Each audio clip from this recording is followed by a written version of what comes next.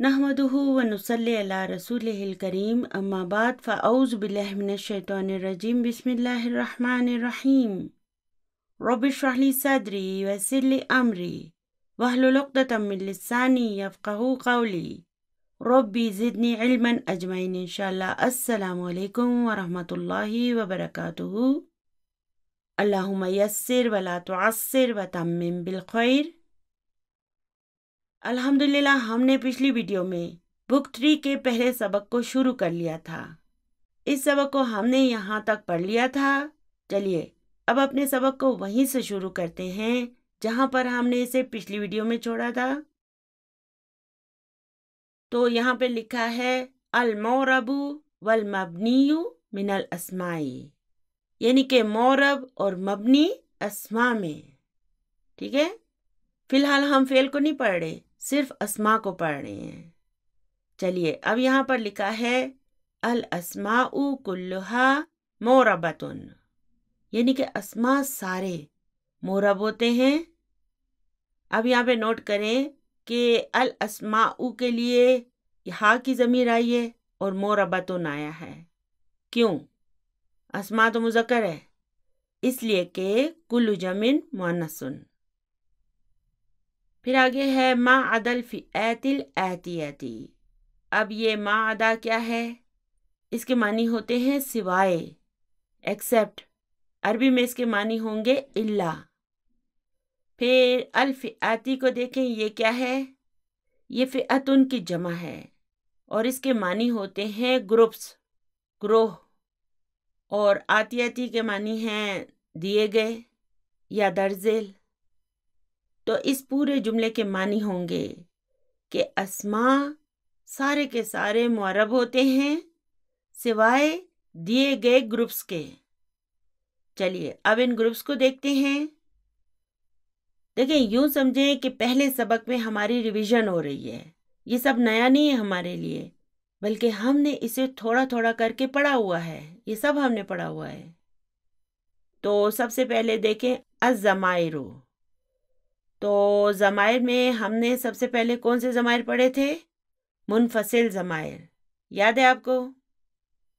हुआ हुमा हुम, हिया हुमा हुन्ना, हुआ हुमा हुम, हिया हुमा हुन्ना, अंता अंतुमा अंतुम, अंता अंतुमा अंतुम, अंती अंतुमा अंतुन्ना, अंती अंतुमा अंतुन्ना, अना नहनु, अना नहनु। तो ये सब जो मैंने पढ़े हैं, ये सब क्या हैं? ये सब मुनफसिल ज़माइर हैं और ये सब मरफू होते हैं। लेकिन मरफू होने के बावजूद ये सब मबनी होते हैं। तो इस वक्त देखें ना, हम तमाम मबनी चीज़ों के ग्रुप्स पढ़ रहे हैं। अब ये जो सारे ग्रुप्स हैं ना, ये मबनी चीज़ों के ग्रुप्स हैं। तो अब ये हमारा पहला ग्रुप है अज़्ज़माइरु मिसल, यानी कि ज़माइर की मिसाल क्या है? अब यहाँ पे देखें, ये हुआ, अंता, अंतुम, अना, ये सब क्या हैं? ये सब मुनफसिल ज़माइर हैं।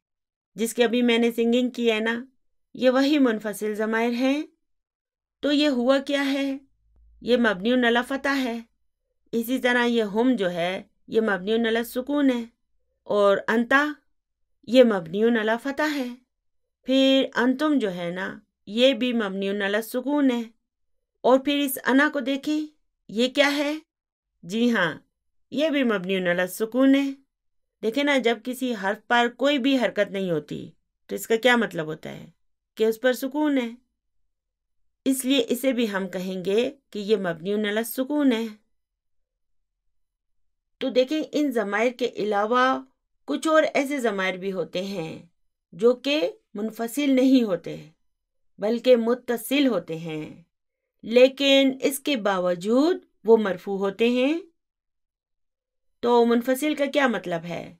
अलग, अलग रहने वाला। और मुत्तसिल, जुड़ा हुआ, जुड़कर आने वाला। देखें, सिर्फ ज़माइर के लिए एक बहुत बड़ा लेसन हमारी बुक 3 में आने वाला है, जिसमें हम हर तरह के ज़माइर को पूरी तफसील से पढ़ेंगे। دیکھیں یہی تو ڈاکٹر عبدالرحیم صاحب کی سمجھداری اور دور اندیشی ہے کہ وہ ہر چیز کو صحیح وقت پر اور بہترین طریقے سے ہمیں بتاتے ہیں، جس کی وجہ سے ان کا یہ کورس پوری دنیا میں اپنی مثال آپ ہے، کیونکہ اس کورس کے ذریعے ہم عربی گرامر کو بہترین انداز سے سمجھ سکتے ہیں۔ تو منفصل ضمائر یعنی کہ یہ جو ہوا، ہما، ہم وغیرہ ہے نا، یہ مرفوع ضمائر ہوتے ہیں، لیکن کچھ اور ایسے ضمائر بھی ہوتے ہیں جو کہ متصل ہوتے ہیں، لیکن اس کے باوجود وہ بھی مرفوع ہوتے ہیں۔ اور وہ کون سے ضمائر ہوتے ہیں؟ دیکھیں الحمدللہ آپ کو وہ سب پہلے سے معلوم ہے۔ یہ وہ ضمائر ہیں جو فعل کی اسناد میں فاعل کی صورت میں موجود ہوتے ہیں۔ تو آپ کو یاد ہے نا کہ میں اکثر ان ضمائر کو سرخ رنگ سے لکھتی تھی تاکہ آپ کو یاد رہے کہ یہ ان اسناد کے وہ ضمائر ہیں جو یہاں پر فاعل کا کردار ادا کر رہے ہیں۔ تو اب یہاں پہ دیکھیں کہ ذہبہ اور ذہبت کے علاوہ ان سب اسناد میں جو یہ سرخ رنگ کے حروف ہیں نا، یہ سب متصل ضمائر ہیں، یعنی کہ یہ جو ہے نا یہ فعل کی اسناد کے ساتھ جڑ کر ہی آ سکتے ہیں، اور چونکہ یہاں پر یہ فاعل کا کردار ادا کر رہے ہیں اور فاعل مرفوع ہوتا ہے، اس لیے یہ سب بھی مرفوع ضمائر ہیں۔ تو ذہبہ میں یہ جو ہوا کی ضمیر مستتر ہوتی ہے یہ اس کا فاعل ہوتی ہے، جبکہ ذہبت میں یہ جو ہیا کی ضمیر ہے نا یہ مستتر ہوتی ہے اور یہی اس کا فاعل ہوتی ہے۔ تو اب یہاں پہ دیکھیں اس ذہبہ میں یہ الف جو ہے یہ اس کا فاعل ہے، اسی طرح یہاں پر یہ واو اس کا فاعل ہے، اسی طرح یہ الف اس کا فاعل ہے، پھر آگے یہ نا اس کا فاعل ہے، پھر اس کے بعد تا، تما، تم، تی، تما، تننا، یہ جو ہے نا یہ سارے اس کے فاعل ہیں، اور یہ سب مرفوع ہوتے ہیں کیونکہ یہ یہاں پر فاعل کے طور پر آئے ہیں اور فاعل مرفوع ہوتا ہے۔ اسی طرح مضارع میں دیکھیں یذهبو، تذهبو، تذهبو، اذهبو اور نذهبو، ان سب اسناد میں فاعل مستتر ہوتا ہے اور ان کے علاوہ سب اسناد میں فاعل موجود ہوتا ہے، جسے میں نے سرخ رنگ سے لکھا ہوا ہے۔ یہاں پر الف ہے، یہاں پر واو ہے، یہاں پھر الف ہے، یہاں نون ہے، پھر یہاں پر الف ہے، یہاں واو ہے، یہاں یا ہے، یہاں الف ہے اور یہاں نا ہے۔ تو یہاں پر بھی ہمیں یہ بتایا جا رہا ہے کہ ذہبتو میں ذہب فعل ہے اور تو یہ بھی ایک مرفوع اور مبنی ضمیر ہے اور یہ اس کا فاعل ہے۔ پھر اس قالو کو دیکھیں، اس میں یہ فعل ہے اور یہ واو جو ہے نا یہ مرفوع اور مبنی ضمیر ہے اور یہ اس کا فاعل ہے۔ اب یہاں پہ دیکھیں یہ کیا لکھا ہے، ہذہ ضمائر الرفع، یعنی کہ یہ مرفوع ضمائر ہیں۔ تو اب بتائیں کہ کون کون سے ضمائر مرفوع ضمائر ہوتے ہیں؟ منفصل ضمائر اور فعل کی اسناد میں موجود جڑے ہوئے جو ضمائر ہوتے ہیں نا وہ مرفوع ضمائر ہوتے ہیں، ٹھیک ہے نا، چونکہ وہ فاعل ہوتے ہیں اور فاعل مرفوع ہوتا ہے اس لیے یہ بھی مرفوع ہوتے ہیں۔ چلیے اب آگے ہے رأیتہ۔ اب یہاں پہ دیکھیں رأی فعل ہے، تو اس کا فاعل ہے اور یہ ہو کیا ہے، یہ اس کا مفعول بہ ہے، اور مفعول بہ کیا ہوتا ہے، منصوب ہوتا ہے نا، اس لیے یہ منصوب ضمیر ہے، یہ متصل ضمیر ہے جو کہ منصوب یا مجرور ضمائر ہوتے ہیں۔ اسی طرح یہاں پہ دیکھیں اسألک، اب یہاں پر اسألو فعل ہے، اس میں جو انا کی ضمیر مستتر ہے وہ اس کا فاعل ہے اور پھر یہ کا جو ہے نا یہ اس کا مفعول بہ ہے، اس لیے یہ بھی منصوب ہے۔ پھر ضربنی کو دیکھیں، اس میں بھی یہ یا متکلم جو ہے یہ اس کا مفعول بہ ہے اور یہ یہاں پر منصوب ہے۔ تو اب یہاں پہ دیکھیں نا یہ ہو، کا اور یا متکلم یہ سارے منصوب ضمائر ہیں۔ ہذہ ضمائر النصب، یعنی کہ یہ منصوب ضمائر ہیں۔ تو اب اس کتاب ہو کو دیکھیں، اس میں کتاب مضاف ہے اور ہو کیا ہے، اس کا مضاف الیہ ہے، مضاف الیہ مجرور ہوتا ہے نا، اس لیے ہم یہ کہیں گے کہ یہ بھی مجرور ہے۔ آپ کو یاد ہے نا، یہ سب میں آپ کو سنگنگ کے ذریعے سکھا چکی ہوں۔ جب ضمیر جڑتا ہے اسم سے تو حاصل ہو مضاف مضاف الیہ. جب ضمیر جڑتا ہے حرف جر سے تو حاصل ہو جار و مجرور. جب ضمیر جڑتا ہے ظرف سے تو حاصل ہو ظرف اور مضاف الیہ تو حاصل ہو ظرف اور مضاف الیہ. تو ان تینوں حالتوں میں ضمیر مجرور ہوتا ہے. جیسے یہاں پر کتابو مضاف ہے اور ہو اس کا مضاف الیہ ہے اور مضاف الیہ مجرور ہوتا ہے اس لیے یہاں پر یہ مجرور ہے.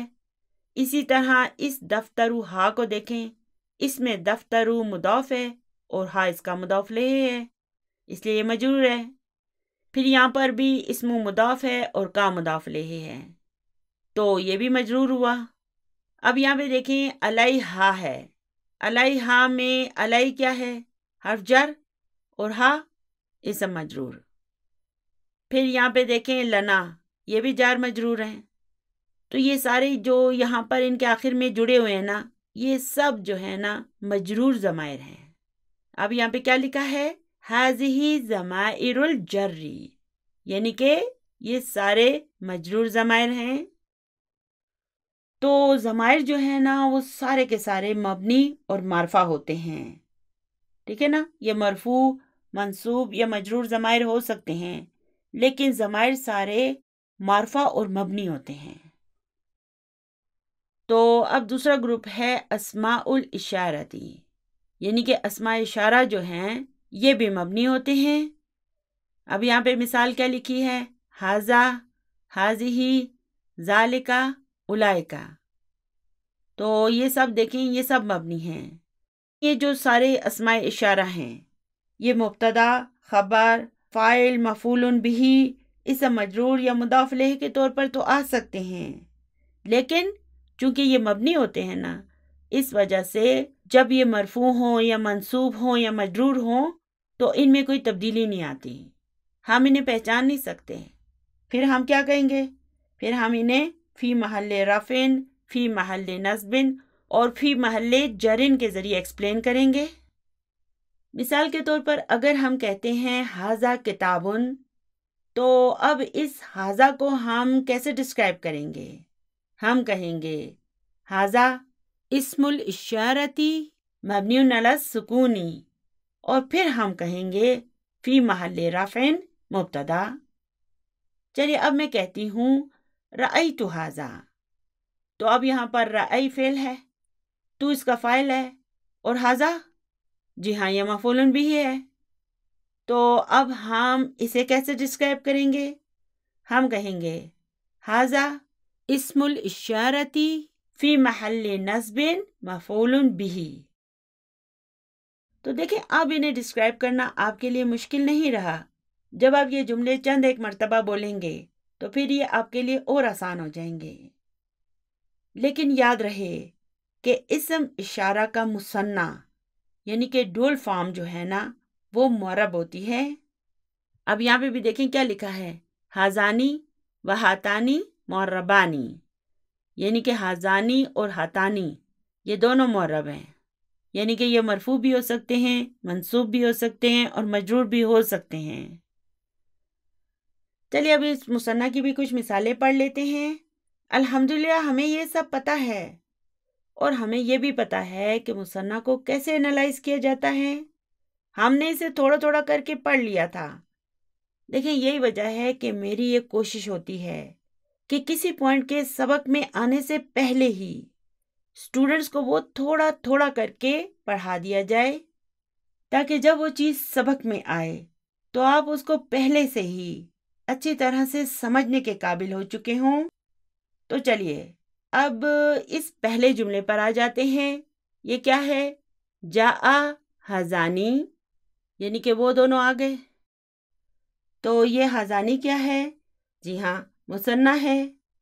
اور آپ کو یاد ہے نا کہ مثنیٰ کیسے مرفوع ہوتا ہے؟ الف کے ذریعے. اور منصوب اور مجرور ہونے پر اس کا الف یا میں بدل جاتا ہے. تو اب اس جا کو ہم کیسے ایکسپلین کریں گے؟ ہم کہیں گے فعل ماضٍ مبنی علی فتح، اور یہ حاضانی، اسے ہم کیسے ڈسکرائب کریں گے؟ ہم کہیں گے حاضانی فاعل مرفوع وعلامت رفعہ الالف لأنہ مثنی۔ چلیے، جاءت ہاتانی یعنی کہ وہ دونوں آ گئیں۔ تو اب یہاں پہ دیکھیں اس جاءت کو ہم کیسے ڈسکرائب کریں گے؟ ہم کہیں گے جاء فعل ہے، اور تا جو ہے یہ تا تانیسی ہے، اور یہ ہاتانی یہ اس کا فاعل ہے۔ تو اب اسے بھی ہم بالکل حاضانی کی طرح ڈسکرائب کریں گے۔ ہم کہیں گے فاعل مرفوع وعلامت رفعہ الالف لأنہ مثنی، کیونکہ دیکھیں نا یہ مبنی نہیں ہے، حاضہ جو تھا وہ مبنی تھا، لیکن حاضانی اور ہاتانی مبنی نہیں ہیں، یہ معرب ہیں، یہ مرفوع بھی ہو سکتے ہیں، منصوب بھی ہو سکتے ہیں، اور مجرور بھی ہو سکتے ہیں۔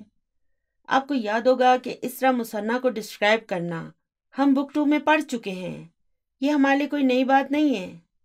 چلیے اب اس رأیت حاضینی کو دیکھتے ہیں۔ اب یہاں پر رأی فعل ہے، تو اس کا فاعل ہے، اور حاضینی یہ اس کا مفعول بھی ہے، اور اسے ہم کیسے ڈسکرائب کریں گے؟ ہم کہیں گے حاضینی مفعول به منصوب وعلامت نصبه الیاء لأنہ مثنی، یعنی کہ میں نے ان دونوں کو دیکھا، اور بالکل اسی طرح سے ہم اس ہاتینی کو بھی ڈسکرائب کریں گے، یعنی کہ میں نے ان دونوں مؤنثوں کو دیکھا۔ پھر اگلا جملہ ہے سلمت علی حاضینی۔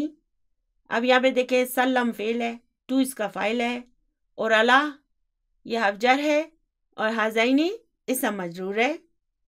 تو اب ہم اسے کیسے ڈسکرائب کریں گے؟ ہم کہیں گے اسم مجرور وعلامت جرہ الیاء لأنہ مثنی، یعنی کہ میں نے ان دونوں کو سلام کیا۔ پھر اگلا جملہ ہے سلمت علی ہاتینی، یعنی کہ میں نے ان دونوں خواتین کو سلام کیا، لڑکیوں کو سلام کیا۔ اب اس ہاتینی کو بھی بالکل اس حاضینی کی طرح ہم ڈسکرائب کریں گے، ٹھیک ہے نا؟ اب دیکھیں حاضانی اور ہاتانی مرفوع ہیں، اس لیے یہاں پر میں نے مرفوع لکھا ہوا ہے۔ پھر یہ دونوں منصوب ہیں، اور یہ دونوں مجرور ہیں۔ اب یہاں پہ دیکھیں حاضانی اور ہاتانی یہ دونوں فاعل ہیں، اس لیے یہ مرفوع ہیں۔ تو ان کے مرفوع ہونے کی علامت کیا ہے؟ یہ ان کا الف، یہاں پہ یہ والا الف اور یہاں پر یہ والا الف، یہ الف ان کے مرفوع ہونے کی علامت ہے۔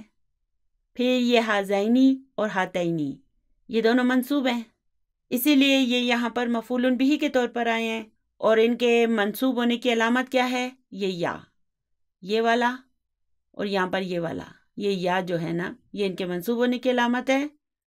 پھر جب یہ مجرور بھی ہوتے ہیں نا پھر بھی یہ حاضینی اور ہاتینی رہتے ہیں، ٹھیک ہے، سیم ہوتے ہیں، منصوب اور مجرور حالت ان کی ایک جیسی ہوتی ہے، اور مجرور ہونے کی صورت میں ان کا یہ جو یا ہے نا یہ ان کے مجرور ہونے کی علامت ہوتا ہے، ٹھیک ہے نا؟ تو دیکھیں ابھی آپ کو مثنیٰ کو سمجھنے اور اس کی اسناد کو استعمال کرنے میں بھی مہارت حاصل کرنی ہوگی، کیونکہ اب آپ بک 3 میں آ چکے ہیں۔ تو یہ تھا ہمارا دوسرا گروپ۔ چلیے اب اس کے تیسرے گروپ پر چلتے ہیں۔ تیسرا گروپ جو ہے نا یہ الاسماء الموصولہ کا ہے، تو آپ کو یاد ہے نا انہیں بھی ہم پڑھ چکے ہیں، اور یاد رہے کہ بالکل اسی طرح اسم موصولہ بھی مبنی ہوتے ہیں، لیکن ان کا مثنیٰ بھی معرب ہوتا ہے، یعنی کہ مثنیٰ مبنی نہیں ہوتا، ٹھیک ہے نا؟ جیسے اسم اشارہ کا مثنیٰ مبنی نہیں ہوتا نا، اسی طرح اسم موصولہ کا مثنیٰ بھی مبنی نہیں ہوتا۔ تو اب الاسماء الموصولہ کی کون کون سی مثالیں لکھی ہیں انہوں نے؟ الذی، اللتی اور اللذین، اور بھی ہیں لیکن انہوں نے مثالیں یہ 3 دی ہیں، اور آگے ہے اللذانی واللتانی معربانی، ٹھیک ہے، یعنی کہ اللذانی اور اللتانی دونوں معرب ہیں۔ چلیے ان کی بھی کچھ مثالیں ہم دیکھ لیتے ہیں۔ چلیے اسم اشارہ کے لیے جو ہم نے جملے بنائے تھے نا انہی جملوں کو ہم اسم موصولہ کے لیے بھی استعمال کر لیتے ہیں. تو اب یہاں پہ دیکھیں جاء اللذانی یدرسانی فی الجامعتی. تو اب یہاں پہ جاء کیا ہے؟ جی ہاں فعل ہے، اور اس کا فاعل کہاں ہے؟ اللذانی. یہ اللذانی جو ہے نا یہ اس کا فاعل ہے، اور فاعل کیا ہوتا ہے؟ مرفوع ہوتا ہے، اس لیے یہ بھی یہاں پر مرفوع ہے. تو پھر آگے یہ یدرسانی فی الجامعتی کیا ہے؟ دیکھیں اللذانی کیا ہے؟ اسم موصولہ ہے نا، تو اسم موصولہ کے بعد کیا آتا ہے؟ میں نے آپ کو بتایا تھا نا، جی ہاں صلۃ الموصول. تو یہ یدرسانی فی الجامعتی یہ پورا ایک جملہ فعلیہ ہے جو اللذانی کے لیے صلۃ الموصول کے طور پر آیا ہے. اب اس یدرسانی کو دیکھیں، اس میں یدرسا فعل ہے اور یہ الف جو ہے نا یہ اس کا فاعل ہے. فی الجامعتی جار مجرور ہے، یعنی کہ آ گئے. کون آ گئے؟ اللذانی، وہ دونوں جو یدرسانی فی الجامعتی یونیورسٹی میں پڑھتے ہیں. چلیے اب اگلا جملہ ہے جاءت اللتانی تدرسانی فی الجامعتی. اب یہاں پر جاءت فعل ہے اور اللتانی اس کا فاعل ہے، ٹھیک ہے نا. اور چونکہ یہ ایک اسم الموصول ہے اس لیے تدرسانی فی الجامعتی یہ ایک جملہ فعلیہ ہے جو اس کے لیے صلۃ الموصول کے طور پر آیا ہے. اور اس جملے کے معنی ہوں گے کہ آ گئی ہیں وہ دونوں جو یونیورسٹی میں پڑھتی ہیں. تو آپ دیکھیں اس اللذانی اور اللتانی ان دونوں کے مرفوع ہونے کی علامت کیا ہے؟ جی ہاں ان کا یہ الف. تو اب ہم انہیں کیسے ڈسکرائب کریں گے؟ ہم کہیں گے فاعل مرفوع و علامت رفعہ الالف لأنہ مثنی، یا ہم یوں بھی کہہ سکتے ہیں فاعل مرفوع بالالف لأنہ مثنی. پھر اس جملے میں رأی فعل ہے اور تو اس کا فاعل ہے، اور الذین یہ اس کا مفعول بھی ہے. یعنی کہ میں کہتی ہوں رأیتو میں نے دیکھا، تو کیا دیکھا؟ اب ہمیں ایک مفعول بھی کی ضرورت ہے. تو اب یہاں پر الذین اس کا مفعول بھی ہے اور باقی یدرسانی فی الجامعتی اس کا صلۃ الموصول ہے. اور اس کے معنی ہوں گے میں نے ان دونوں کو دیکھا جو یونیورسٹی میں پڑھتے ہیں. پھر اگلا جملہ ہے رأیتو اللتینی تدرسانی فی الجامعتی، یعنی کہ میں نے ان دونوں کو دیکھا، مؤنثوں کی بات ہو رہی ہے کہ میں نے ان دونوں کو دیکھا جو یونیورسٹی میں پڑھتی ہیں. تو اب اس اللذینی اور اللتینی کو دیکھیں، یہ کیا ہیں؟ منصوب ہیں. تو ان کے منصوب ہونے کی علامت کیا ہے؟ جی ہاں ان کا یہ یا ان کے منصوب ہونے کی علامت ہے. اور اب ہم انہیں کیسے ڈسکرائب کریں گے؟ ہم کہیں گے مفعول بہ منصوب و علامت نصبہ الیاء لأنہ مثنی. ٹھیک ہے، اسے بھی ہم اسی طرح ڈسکرائب کریں گے اور اسے بھی، یا اسے ہم یوں بھی کہہ سکتے ہیں مفعول بہ منصوب بالیاء لأنہ مثنی. ٹھیک ہے، ہم بالیاء بھی کہہ سکتے ہیں. پھر اگلا جملہ ہے سلمت علی الذین یدرسانی فی الجامعتی. اب یہاں پر سلم فعل ہے، تو اس کا فاعل ہے، علی حرف جر ہے اور الذین اسم مجرور ہے.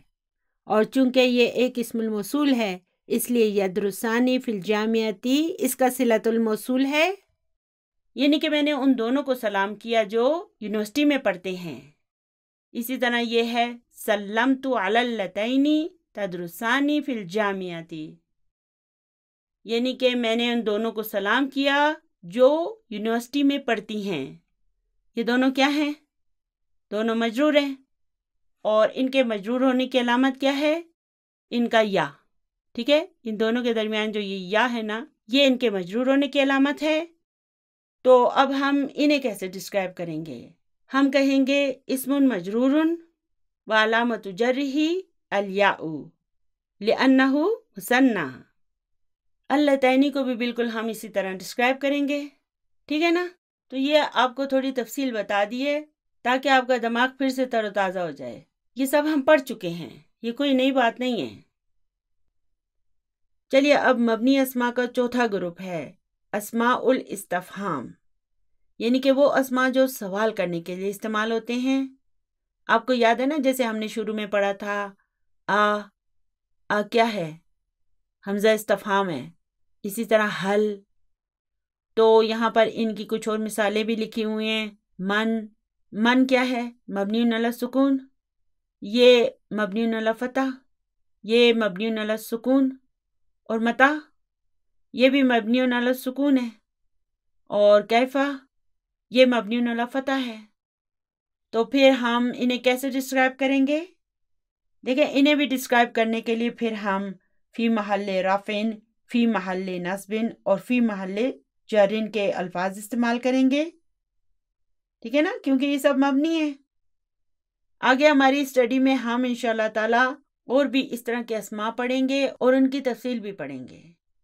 تو ان کا 5واں گروپ ہے بعض الظروفی، یعنی کہ بعض ظروف بھی مبنی ہوتے ہیں، سارے نہیں ہوتے، لیکن ان میں سے کچھ مبنی ہوتے ہیں، جیسے اذا، اس کے کیا معنی ہیں؟ جب، اگر، اور الآن کی کیا معنی ہے؟ ابھی، حیثو، جہاں یا کہیں، اور امسی، کل یا کل شام، ٹھیک ہے۔ پھر 6واں گروپ ہے اسماء الافعال، یہ ایسے اسماء ہوتے ہیں جو اسم نظر آتے ہیں لیکن فعل کی طرح کام کرتے ہیں، جیسے آمین، افن اور آہن۔ تو آمین کیا ہے؟ یہ امر ہے، اس کے کیا معنی ہے؟ اس کے معنی ہے آپ قبول کرو۔ تو اس میں فاعل کون ہے؟ آپ، انتا، یعنی کہ اللہ سبحانہ و تعالی۔ ہم اللہ سے ریکویسٹ کرتے ہیں نا، اس لیے یہ امر ہے۔ پھر اس کے بعد دیکھیں، دوسرا ہے افن۔ افن کے کیا معنی ہے؟ یعنی کہ میں تم سے بیزار ہوں۔ اس میں فاعل کون ہے؟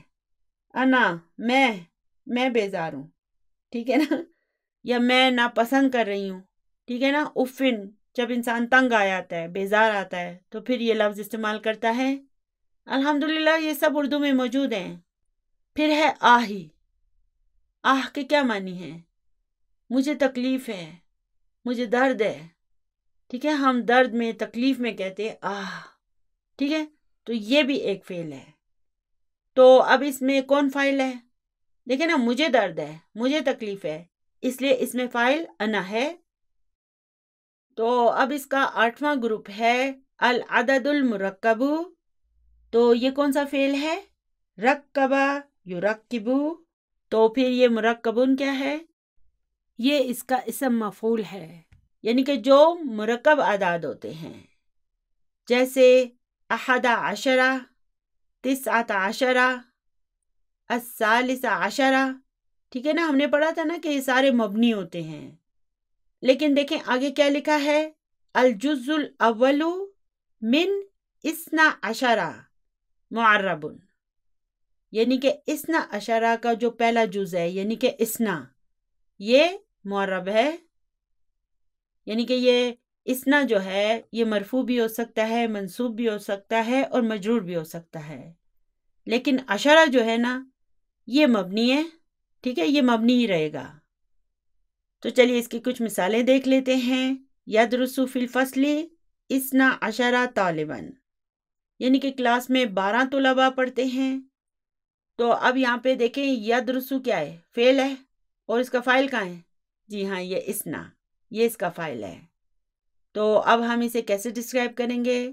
ہم کہیں گے فاعل مرفوع وعلامت رفعہ الالف لأنہ مثنی، ٹھیک ہے۔ ہم اس طرح بھی کہہ سکتے ہیں کہ مرفوع بالالف۔ پھر دوسرا جملہ ہے رأیت 12 طالباً۔ اب دیکھیں یہ اسنئی جو ہے دراصل اسنینی ہے، اس کا نون جو ہے یہاں پر حذف ہو جاتا ہے، اور کیوں ہوتا ہے یہ انشاءاللہ تعالی ہم بعد میں پڑھیں گے۔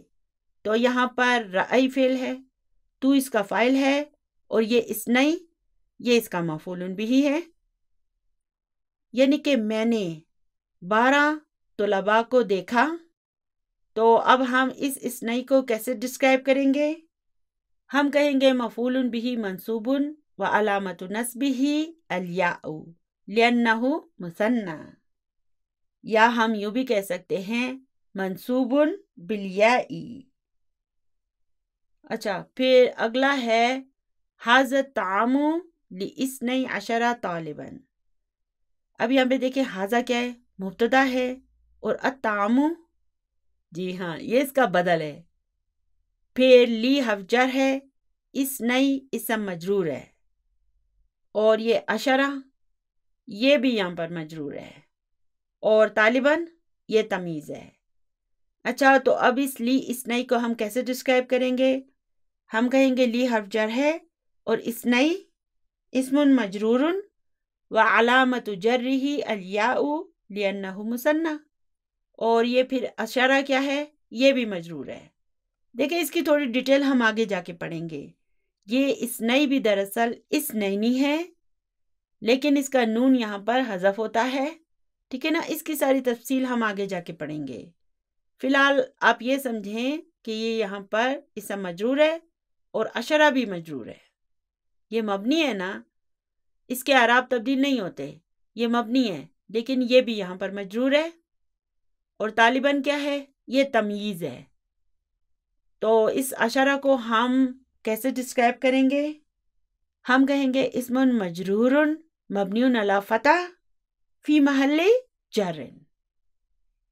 تو یاد رہے کہ یہ اسنا جو ہے نا، چونکہ یہ ڈھول ہے نا، مثنیٰ ہے، تو چونکہ سارے مثنیٰ معرب ہوتے ہیں نا، اس لیے یہ اسنا بھی معرب ہوتا ہے۔ یہ مرفوع بھی ہو سکتا ہے، منصوب بھی ہو سکتا ہے، اور مجرور بھی ہو سکتا ہے، لیکن باقی یہ جو سب ہے نا، یہ سب مبنی ہوتے ہیں۔